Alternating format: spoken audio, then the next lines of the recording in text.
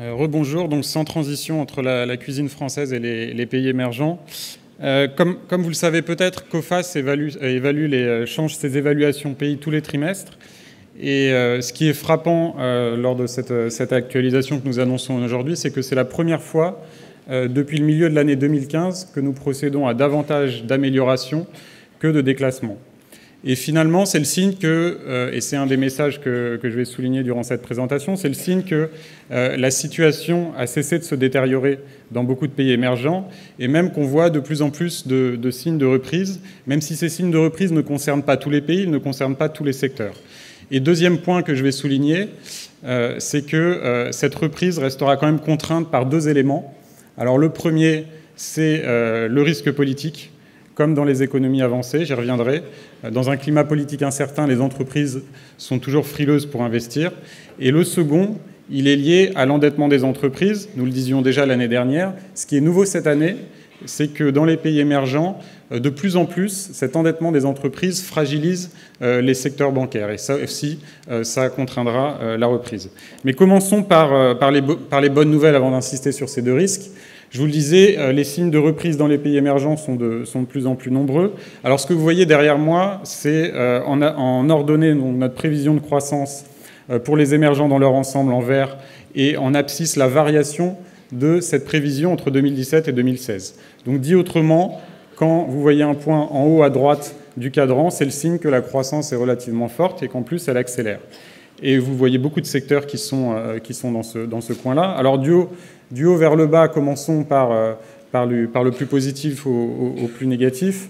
Donc le secteur pharmaceutique qui, pour nous, conserve de bonnes perspectives de croissance dans les émergents dans leur ensemble en raison de la tendance au vieillissement de la population, de l'urbanisation, de l'émergence des classes moyennes. Même chose pour d'autres secteurs d'activité que vous voyez, les services en général, la distribution en particulier, les transports.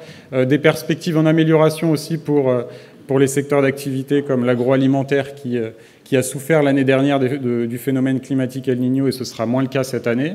Mais je le disais, toujours une image assez contrastée avec d'un autre côté, vers le bas, des secteurs d'activité dont les perspectives de croissance sont toujours dégradées, notamment ceux qui sont liés au cours des matières premières et puis le textile habillement. Donc ça, c'est pour le panorama général, secteur par secteur. Mais vous savez, pour essayer d'évaluer le risque de crédit des entreprises, les perspectives de croissance sont un élément nécessaire mais pas suffisant. Ce qu'il convient aussi de regarder, c'est l'endettement des entreprises. Donc l'année dernière, à la même époque, c'était notre principal message. Nous insistions sur la montée de ce risque dans les émergents, puisque ce que nous vous disions, c'était que l'endettement des entreprises avait été multiplié par 4,5 entre 2004 et 2014. Donc la question qui se pose aujourd'hui, c'est un an plus tard, est-ce que la tendance se poursuit ou pas ? Et vous voyez la réponse sur le graphique de gauche qui vous montre l'évolution du ratio de dette des entreprises sur le PIB par pays. Et là encore, les dynamiques donc sont très contrastées. Alors vers le haut, vous voyez des pays pour lesquels ça ne s'améliore pas, bien au contraire, puisque l'endettement des entreprises continue de progresser, et il progresse donc plus vite que la croissance du PIB. Et puis vers le bas, vous voyez d'autres pays où les entreprises commencent à se désendetter. C'est le cas, par exemple, du Brésil. Alors, comment interpréter ça ? Certes, à court terme, ça impacte négativement sur la croissance, notamment dans le cas brésilien, ça approfondit les risques de récession, mais au moins, à moyen terme, ça crée les conditions d'une reprise plus vigoureuse. Et puis, la nouveauté cette année, j'insistais là-dessus il y a quelques instants, c'est que dans de plus en plus de pays, ce qu'on observe, c'est que cet endettement excessif des entreprises fragilise de plus en plus les secteurs bancaires. Les créances douteuses, donc, que l'on mesure par les prêts non performants, sont en augmentation dans la quasi-totalité des grands pays émergents. La Russie, l'Inde, la Chine, le Brésil. Rien qu'au cours des 4 dernières semaines, la Banque centrale en Angola a annoncé que 5 des 31 banques étaient dans une situation financière extrêmement difficile. Au Kazakhstan, la première banque vient d'être sauvée in extremis de la faillite. Même chose en Ukraine, où là, la première banque a été nationalisée. En Azerbaïdjan, la Banque centrale a annoncé avoir retiré la licence d'exploitation de 10 établissements. Vous voyez, ça, ce sont les annonces qu'on a vues au cours du dernier mois seulement. Donc il faut s'attendre à en voir davantage au cours des prochains mois. Et le problème est ce possible cercle vicieux, finalement, entre, d'un côté, un endettement excessif des entreprises qui fragilise les banques, et à son tour, ces banques fragilisées sont amenées à restreindre leurs conditions de crédit envers les entreprises. Et c'est ce que confirme là le graphique de droite, qui est le résultat d'une enquête trimestrielle qui est menée par l'Institut de finance internationale et qui pose un certain nombre de questions donc, aux banques qui sont présentes dans les pays émergents. Et en l'occurrence, est-ce qu'elles restreignent ou est-ce qu'au contraire, elles assouplissent leurs conditions de crédit? Donc le résultat étant que quand le score est supérieur à 50, elles assouplissent, elles affirment assouplir leurs conditions de crédit, et l'inverse, bien sûr, quand c'est inférieur à 50. Vous voyez que la tendance est assez claire, hormis en Europe centrale, dont il a été beaucoup question ce matin, dans toutes les régions émergentes, ces conditions de crédit ont tendance à se restreindre. Donc quand on parle de risque bancaire, quand on parle d'endettement excessif des entreprises, vous l'avez vu sur le graphique de gauche, il y a tout de suite un pays qui sort du lot, c'est la Chine. Alors d'où vient cet endettement excessif des entreprises? Encore une fois, on vous le disait déjà l'année dernière, ça vient principalement d'un plan de relance massif qui avait été décidé à la suite de la crise de 2008-2009. Et à l'époque, la Banque centrale avait aussi commencé à injecter des liquidités extrêmement importantes dans l'économie. Le paradoxe, vous le savez, c'est que malgré ces liquidités très importantes injectées, la croissance n'a pas accéléré. Au contraire, elle a ralenti. Donc dit autrement, si ces liquidités n'ont pas été absorbées par l'économie réelle, par les marchés des biens et des services, ça signifie qu'elles ont été absorbées par les marchés d'actifs. D'où le premier risque aujourd'hui en Chine, qui est celui d'une instabilité financière chronique. Et finalement, le processus que l'on observe depuis cette période, vous voyez qu'il est assez clair, c'est-à-dire que les investisseurs qui disposent de liquidités extrêmement abondantes s'intéressent à une classe d'actifs. En l'occurrence, en premier, vous le voyez à gauche, les marchés d'actions.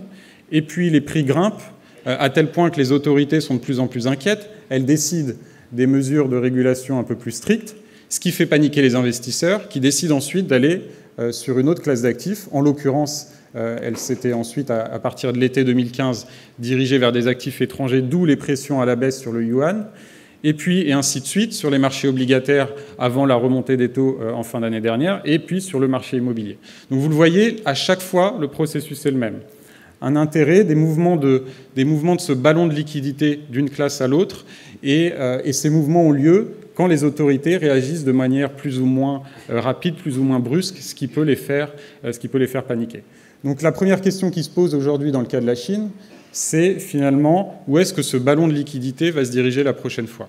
En ce début d'année, il semble qu'on soit de retour à l'étape numéro 2, c'est-à-dire qu'on observe des pressions à la baisse de plus en plus marquées sur le yuan, d'où une réponse déjà des autorités en matière de contrôle des capitaux, ce qui pourrait être à pénaliser les entreprises. Et si ce n'est pas suffisant, il faut avoir en tête que les entreprises prendront encore davantage de mesures dans les mois à venir.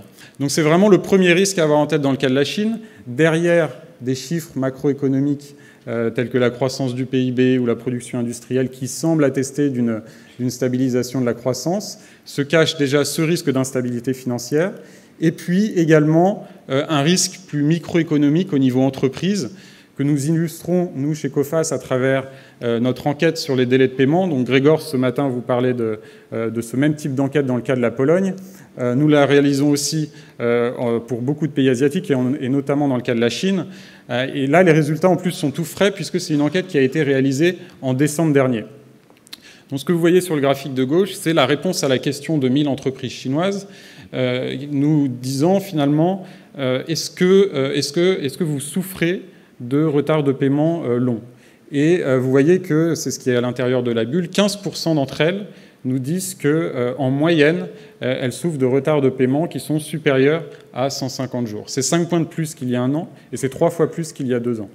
Et dans le détail, par secteur, c'est ce que vous observez sur le graphique de droite, eh bien finalement la tendance est quasiment la même partout. Autant l'année dernière, nous vous disions que certains secteurs souffraient beaucoup plus que d'autres, c'était notamment le cas de la construction ou de la métallurgie, autant cette année, ce qui ressort de cette enquête, c'est que ces retards de paiement s'étendent à finalement un nombre plus grand de secteurs d'activité. Donc ce risque entreprise à surveiller et puis bien sûr ce risque d'instabilité financière aussi. Donc le deuxième problème que je vous mentionnais en introduction, c'est un peu comme ce matin dans le cas des économies avancées, c'est le risque politique. La croissance, comme vous le savez, dans les émergents a été divisée par 2 entre 2010 et 2016.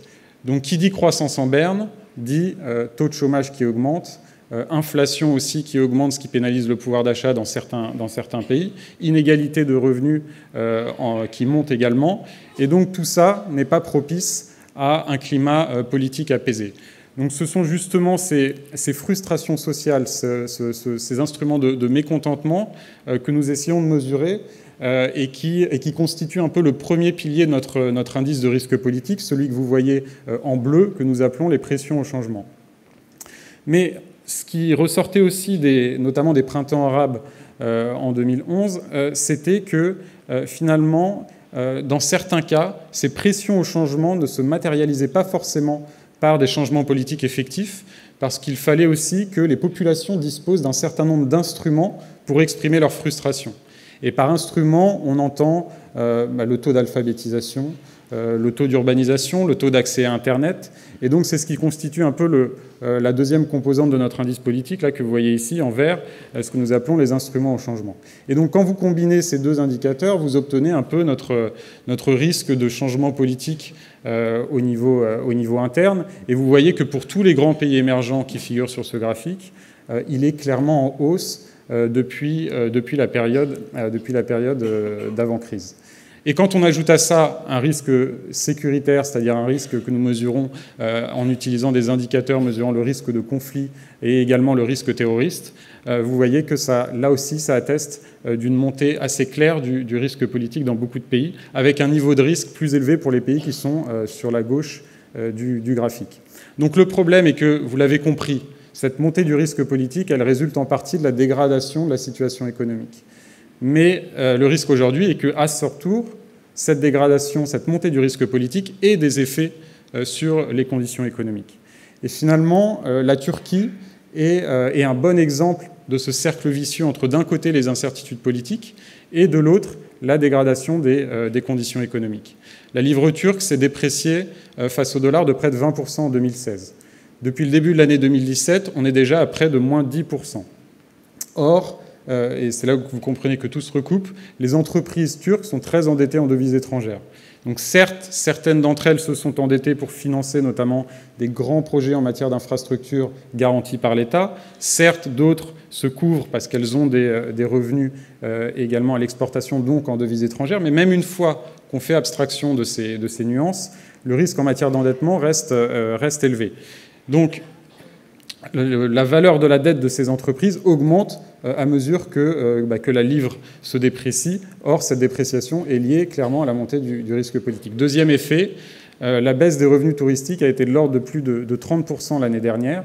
Et lorsque l'on sait qu'un sixième de la main-d'œuvre en Turquie est employée par le secteur touristique, là aussi, ça affecte un certain nombre de secteurs, notamment ceux qui sont liés à la consommation des ménages, et que vous voyez sur notre baromètre sectoriel, sur la droite. La seule bonne nouvelle, finalement, dans le cas de la Turquie, c'est que le gouvernement a des finances publiques saines et qu'il semble avoir pris en partie la mesure du problème en annonçant en fin d'année dernière un certain nombre de mesures visant à aider les entreprises via notamment des exemptions d'impôts ou des garanties de prêts pour les PME. Mais au-delà de ces fluctuations, de cette volatilité de court terme qui va au moins perdurer jusqu'au prochain référendum sur la réforme constitutionnelle à la fin du mois de mars ou au début du mois d'avril prochain, le vrai risque, dans le cas de la Turquie, c'est une lente détérioration de l'environnement des affaires qui pourrait désinciter à la fois les entreprises locales et étrangères à investir, un peu à l'image de ce qui se passe en Russie depuis quelques années. Alors, autres pays émergents à surveiller, l'Afrique du Sud et le Brésil. Pourquoi en parler en même temps ? Mais tout simplement parce qu'une bonne partie des problèmes que ces deux économies subissent depuis quelques années sont les mêmes.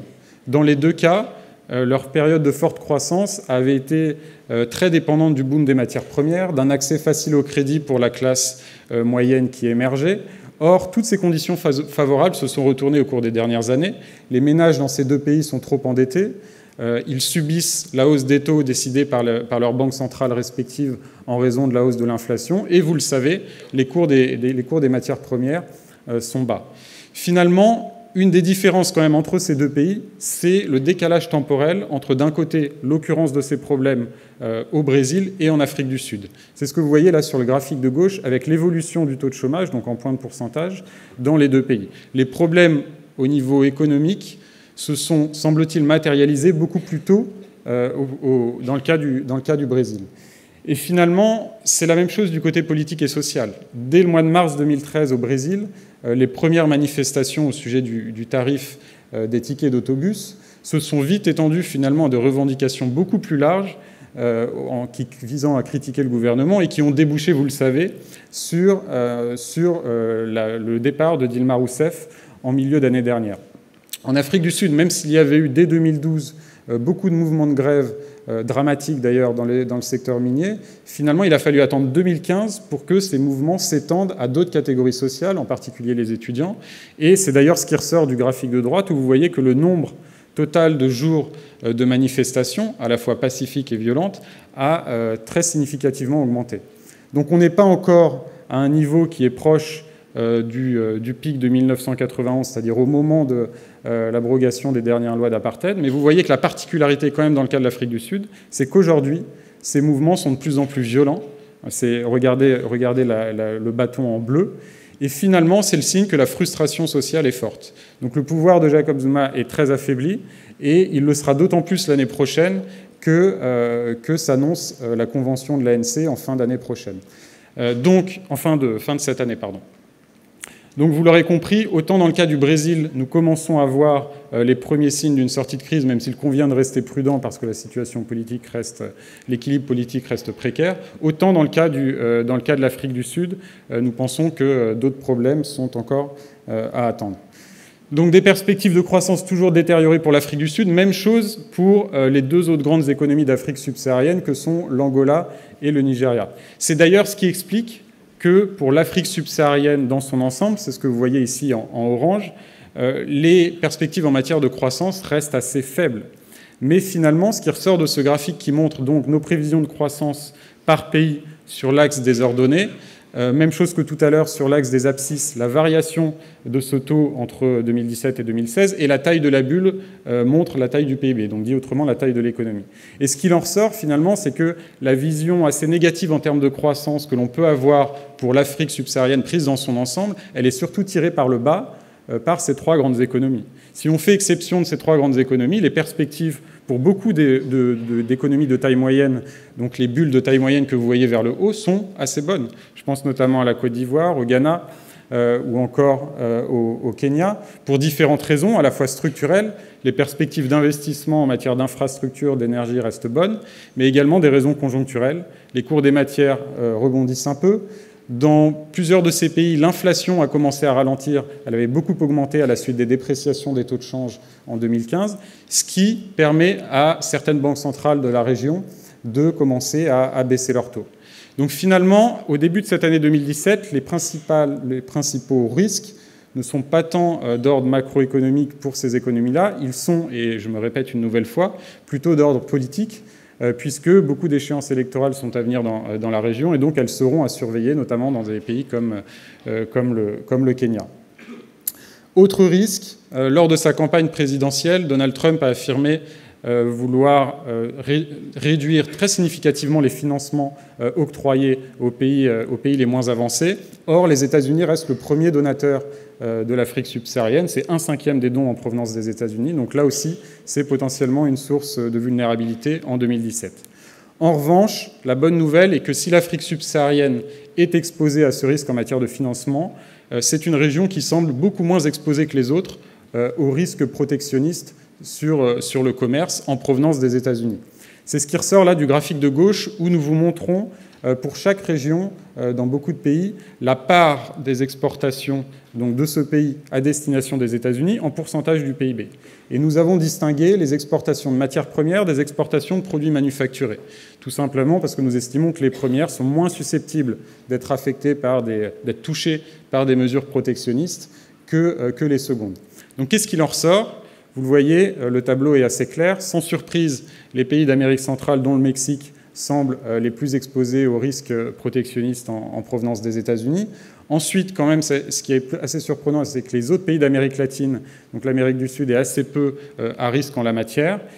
En revanche, certains pays asiatiques, et donc je pense notamment au Vietnam ou encore à la Thaïlande, sont, eux, relativement exposés. Et si on se focalise uniquement sur les grands émergents, après le Mexique, bien sûr, c'est la Chine qui ressort comme étant la plus à risque, puisque 5% de ses exportations sont destinées aux États-Unis. Donc le paradoxe, c'est que ce risque protectionniste, on en parle beaucoup aujourd'hui, avec cette rhétorique de Trump, mais il n'est pas nouveau. À chaque période de ralentissement de la croissance mondiale, le protectionnisme augmente. Et depuis 2009, on observe au niveau global une augmentation, une montée du nombre de mesures protectionnistes. La nouveauté cette année, c'est que jusqu'à présent, ces mesures protectionnistes étaient davantage prises par des pays émergents, comme l'Inde, la Russie, l'Argentine, le Brésil, et à l'encontre d'autres pays émergents, ou plutôt d'un pays émergent qui est la Chine, qui en souffre le plus. Donc la nouveauté aujourd'hui, c'est que désormais, ce risque protectionniste nous concerne aussi. Et finalement, ça vient s'ajouter à un certain nombre de facteurs qui ont pénalisé, vous le savez, le commerce mondial ces dernières années. Une croissance mondiale faible, des cours des matières premières bas, une tertiarisation de l'économie qui ne favorise pas non plus le commerce, une internationalisation des processus productifs qui ne fonctionnent plus. Donc tout ça fait que la croissance du commerce mondial a beaucoup ralenti ces dernières années. Vous le voyez sur le graphique de droite. Une bonne nouvelle quand même, si d'après nos prévisions, c'est ce que vous voyez en vert sur le graphique de droite, si l'on tient compte de la hausse récente des cours des matières premières, de l'évolution des prix des transports, et puis du regain quand même de confiance des entreprises dans les économies avancées, notamment aux États-Unis, on peut s'attendre, sous réserve bien sûr que ce risque protectionniste ne se matérialise pas trop, on peut s'attendre à une remontée des exportations et donc du commerce mondial cette année. Donc, vous l'aurez compris, ce panorama des pays émergents est pour le moins contrasté. Ça se retrouve donc dans nos changements d'évaluation pays. Par exemple, pour l'Amérique latine, nous déclassons le Mexique pour des raisons que je viens d'évoquer, ainsi que des raisons de dynamique interne qui plaident pour un ralentissement de la croissance. En revanche, nous améliorons l'évaluation pays de l'Argentine, malgré la conjoncture toujours difficile. Les nombreuses mesures qui ont été prises par le gouvernement Macri facilitent les affaires pour les entreprises. Ensuite, même chose pour les pays d'Afrique subsaharienne, donc ça ne va pas vous surprendre à la suite de ce que je vous ai dit. Nous reclassons certains pays comme le Ghana ou le Kenya. À l'inverse, nous en déclassons d'autres, et notamment l'Afrique du Sud. Et enfin, en ce qui concerne le Moyen-Orient, ce qu'il convient de retenir ici, c'est qu'après plusieurs déclassements au cours de l'année 2016, cette fois-ci, nous n'en annonçons aucun, sauf la Jordanie. Et finalement, les raisons qui expliquent cette stabilisation, au moins à court terme, au Moyen-Orient, ce sont les mêmes qui expliquent la dynamique pour les pays émergents dans leur ensemble. Un rebond conjoncturel, mais quand même deux risques à surveiller. Un, le risque politique, et deux, le risque bancaire. Et c'était le principal message que je voulais souligner. Je vous remercie.